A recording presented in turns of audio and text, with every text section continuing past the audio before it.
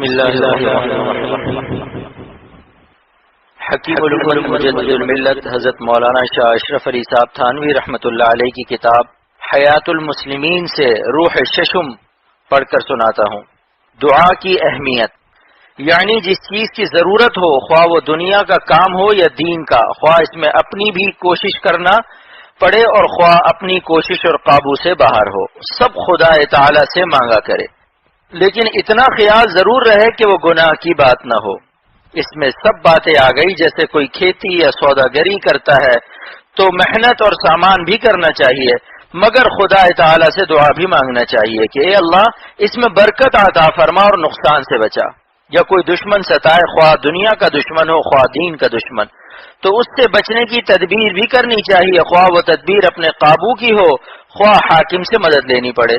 مگر اس تدبیر کے ساتھ خدا تعالی سے دعا کرنی چاہیے کہ دشمن کو زیر کر دے، اور اگر کوئی بیماری ہو تو دوا بھی کرنا چاہیے، مگر خدا تعالی سے دعا بھی مانگنی چاہیے کہ اللہ اس بیماری کو کھول دے،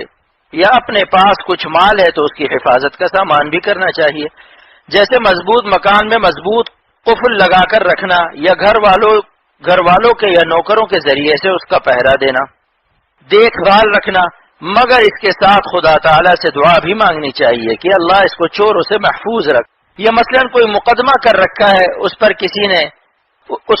نے کر رکھا ہے تو اس کی پیروی بھی کرنا چاہیے، وکیل اور گواہوں کا انتظام بھی کرنا چاہیے، مگر اس کے ساتھ اللہ تعالی سے دعا بھی کرنی چاہیے کہ اللہ اس مقدمے میں مجھ کو فتح دے اور ظالم کے شر سے مجھ کو بچا۔ یا قرآن اور علم دین حاصل کر رہا ہے تو اس میں جی لگا کر پابندی سے محنت بھی کرنی چاہیے، مگر اس کے ساتھ دعا بھی کرنی چاہیے کہ اللہ اس کو آسان کر دے اور میرے ذہن میں اس کو جما دے۔ یا نماز روزہ وغیرہ شروع کیا ہے یا بزرگوں کے بتلانے سے اور عبادتوں میں لگ گیا ہے تو سستی اور نفس کے حیلے بہانے کا مقابلہ کر کے ہمت کے ساتھ اس کو نبھانا چاہیے، مگر دعا بھی کرتا رہے کہ اللہ میری مدد کر اور مجھ کو ہمیشہ اس کی توفیق دے اور اس کو قبول فرما۔ یہ نمونے کے طور پر چند مثالیں لکھ دی ہیں، ہر کام اور ہر مصیبت میں اسی طرح جو اپنے کرنے کی تدبیر ہے وہ بھی کرے، اور سب تدبیروں کے ساتھ اللہ تعالی سے عاجزی اور توجہ کے ساتھ عرض بھی کرتا رہے، اور جس کام میں تدبیر کا کچھ دخل نہیں اس میں تو تمام کوشش دعا ہی میں خرچ کرنا ضروری ہے، جیسے بارش کا ہونا، اولاد کا زندہ رہنا، یا کسی بیماری کا علاج، بیماری سے اچھا ہو جانا، یا نفس و شیطان کا نہ بہکانا، یا وبا اور طاعون سے محفوظ رہنا، یا قابو یافتہ ظالموں کے شر سے بچنا۔ ان کاموں کا بنانے والا تو بجز خدا تعالیٰ کے کوئی ہے ہی نہیں، اس لیے تدبیر کے کاموں میں جتنا حصہ تدبیر کا ہے ان بے تدبیر کے کاموں میں وہ حصہ تدبیر کا بھی دعا ہی میں خرچ کرنا چاہیے۔ غرض تدبیر کے کاموں میں تو کچھ تدبیر اور کچھ دعا ہو، اور بے تدبیر کے کاموں میں تدبیر کی جگہ بھی دعا ہی ہے، تو اس میں زیادہ دعا ہوئی، اور دعا فقط اس کا نام نہیں کہ دو چار باتیں یاد کر لیں اور نمازوں کے بعد اس کو صرف زبان سے آموختہ کی طرح پڑھ دیا، سو یہ دعا نہیں، محض دعا کی نقل ہے۔ دعا کی حقیقت اللہ کے دربار میں درخواست پیش کرنا ہے، جس طرح حاکم کے یہاں درخواست دیتے ہیں، کم سے کم دعا اس طرح تو کرنا چاہیے کہ درخواست دینے کے وقت آنکھیں بھی اسی طرف لگی ہوئی ہوں، دل بھی ہمتن ادھر ہی ہوتا ہے، صورت بھی عاجزوں کسی بناتے ہیں، اگر زبانی کچھ عرض کرنا ہوتا ہے تو کیسے ادب سے گفتگو کرتے ہیں اور اپنی عرضی منظور ہونے کے لیے پورا زور لگاتے ہیں، اور اس کو یقین دلانے کی پوری کوشش کرتے ہیں کہ ہم کو آپ سے پوری امید ہے کہ ہماری درخواست پر پوری توجہ فرمائی جائے گی، پھر بھی عرضی کے موافق حکم نہ ہو اور حاکم عرضی دینے والے کے سامنے افسوس ظاہر کرے کہ تمہاری مرضی کے موافق تمہارا کام نہ ہوا، تو یہ شخص فوراً یہ جواب دیتا ہے کہ حضور مجھ کو کوئی رنج یا شکایت نہیں، اس معاملے میں قانون ہی میں جان نہ تھی یا میری پیروی میں کمی رہ گئی تھی، حضور نے کچھ کوتاہی نہیں فرمائی، اور اگر اس حاجت کی آئندہ بھی ضرورت ہو تو کہتا ہے مجھ کو نا امیدی نہیں، پھر عرض کرتا رہوں گا۔ اور اصل بات تو یہ ہے کہ مجھ کو حضور کی مہربانی کام ہونے سے زیادہ پیاری چیز ہے، کام تو خاص وقت یا محدود درجے کی چیز ہے، حضور کی مہربانی تو عمر بھر کی اور غیر محدود درجے کی دولت اور نعمت ہے۔ اب آپ خود ہی سوچئے کہ دعا مانگتے وقت اور دعا مانگنے کے بعد جب اس کا کوئی ظہور نہ ہو، خدا تعالی کے ساتھ ایسا ہی برتاؤ کرتے ہو؟ سوچو اور شرماؤ۔ جب یہ برتاؤ نہیں کرتے تو اپنی دعا کو درخواست کس منہ سے کہتے ہو کہ واقع میں کمی تمہاری طرف سے ہے، جس سے وہ دعا درخواست نہ رہی، اور اس طرف سے تو اتنی رعایت ہے کہ درخواست دینے کا وقت بھی معین نہیں فرمایا۔ وقت بے وقت جب چاہو عرض معروض کر لو، نمازوں کے بعد کا وقت بھی تم ہی نے ٹھہرا رکھا ہے، البتہ وہ وقت دوسرے وقتوں سے زیادہ برکت کا ہے، اس وقت زیادہ دعا کرو، باقی اور وقتوں میں اس کا سلسلہ جاری رکھو۔ جس وقت جو حاجت یاد آ گئی فوراً ہی دل سے یا زبان سے مانگنا شروع کرو۔ جب دعا کی حقیقت معلوم ہو گئی تو اس حقیقت کے موافق دعا مانگو، پھر دیکھو کیسی برکت ہوتی ہے۔ اور برکت کا یہ مطلب نہیں کہ جو مانگو گے وہی مل جائے گا، کبھی تو وہی چیز مل جاتی ہے جیسے کوئی آخرت کی چیز مانگے، کیونکہ وہ بندے کے لیے بھلائی ہی بھلائی ہے، البتہ اس میں ایمان اور اطاعت شرط ہے، کیونکہ وہاں کی چیزیں قانوناً اسی شخص کو مل سکتی ہیں، اور کبھی وہ چیز مانگی بھی نہیں ملتی جیسے دنیا کی چیز مانگے، کیونکہ وہ بندے کے لیے کبھی بھلائی ہے کبھی برائی۔ جب اللہ کے نزدیک بھلائی ہوتی ہے اس کو مل جاتی ہے، اور جب برائی ہوتی ہے تو نہیں ملتی۔ جیسے باپ بچے کو پیسہ مانگنے پر کبھی دیتا ہے اور کبھی نہیں دیتا، جب وہ دیکھتا ہے یہ اس سے ایسی چیز خرید کر کھائے گا جس کو حکیم نے منع کر رکھا ہے، تو برکت کا یہ مطلب نہیں کہ وہ مانگی ہوئی چیز مل جائے، بلکہ برکت کا مطلب یہ ہے کہ دعا کرے، دعا کرنے سے حق تعالی کی توجہ بندے کی طرف ہو جاتی ہے۔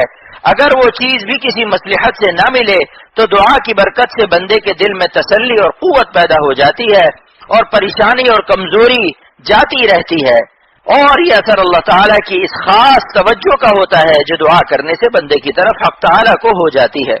اور یہی توجہ خاص اجابت کا وہ یقینی درجہ ہے جس کا وعدہ حق تعالیٰ کی طرف سے دعا کرنے والے کے لیے ہوا ہے، اور اس حاجت کا عطا فرما دینا یہ اجابت کا دوسرا درجہ ہے جس کا وعدہ بلا شرط نہیں بلکہ اس شرط سے ہے کہ بندے کی مصلحت کے خلاف نہ ہو، اور یہی توجہ خاص ہے جس کے سامنے بڑی سے بڑی حاجت اور دولت کوئی چیز نہیں، اور یہی توجہ خاص بندے کی اصل پونجی ہے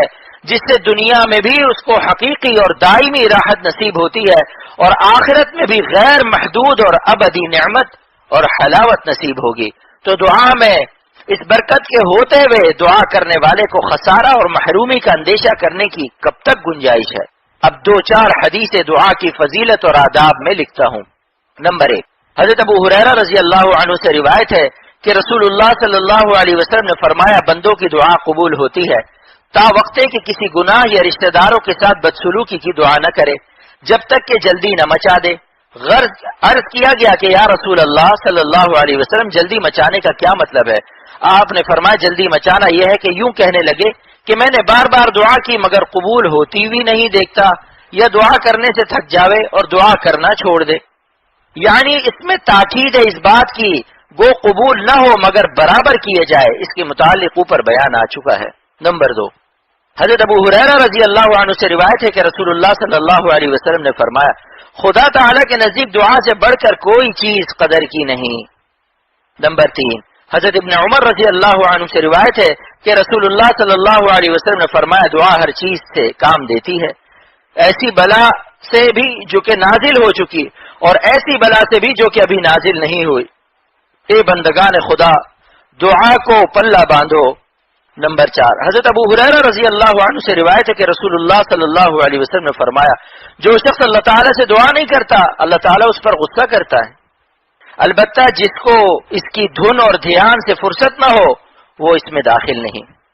نمبر 5، حضرت ابو ہریرہ رضی اللہ عنہ سے روایت ہے کہ رسول اللہ صلی اللہ علیہ وسلم نے فرمایا، تم اللہ تعالیٰ سے ایسی حالت میں دعا کیا کرو کہ تم قبولیت کا یقین رکھا کرو، اور یہ جان رکھو کہ اللہ تعالیٰ غفلت سے بھرے دل سے دعا قبول نہیں کرتا۔ یعنی دعا خوب توجہ سے کرنی چاہیے، اور اجابت کے 2 درجے اوپر بیان کیے گئے ہیں وہی ہیں، قبولیت کے بھی ہیں کیونکہ دونوں ایک ہی چیز ہیں، اور ایک درجہ اس کا عام ہے جو آگے حدیث میں آتا ہے۔ نمبر 6، حضرت ابو سعید خدری رضی اللہ عنہ سے روایت ہے کہ رسول اللہ صلی اللہ علیہ وسلم نے فرمایا، کوئی مسلمان ایسا نہیں جو کوئی دعا کرے جس میں گناہ اور قطع رحم نہ ہو، مگر اللہ تعالیٰ اس دعا کے سبب اس کو 3 چیزوں سے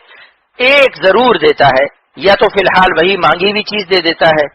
یا اس کو آخرت کے لیے ذخیرہ کر دیتا ہے، اور یا کوئی ایسی ہی برائی اس سے ہٹا دیتا ہے۔ صحابہ نے عرض کیا کہ اس حالت میں ہم تو خوب کثرت سے دعا کیا کریں گے، آپ صلی اللہ علیہ وسلم نے فرمایا خدا کے ہاں اس سے بھی زیادہ عطا کی کثرت ہے۔ خلاصہ یہ کہ کوئی دعا خالی نہیں جاتی۔ نمبر 7، حضرت انس رضی اللہ عنہ سے روایت ہے، رسول اللہ صلی اللہ علیہ وسلم نے فرمایا کہ تم میں سے ہر شخص کو اپنے رب سے سب حاجتیں مانگنی چاہیے، اور ثابت کی روایت میں ہے یہاں تک کہ نمک بھی اسی سے مانگے، اور جوتی کا تسمہ ٹوٹ جائے وہ بھی اسی سے مانگے۔ یعنی یہ خیال نہ کرے کہ ایسی حقیر چیز اتنے بڑے خدا سے کیا مانگے، خدا کے نزدیک تو بڑی چیز بھی چھوٹی ہے۔ اللہ پاک عمل کی توفیق عطا فرمائے۔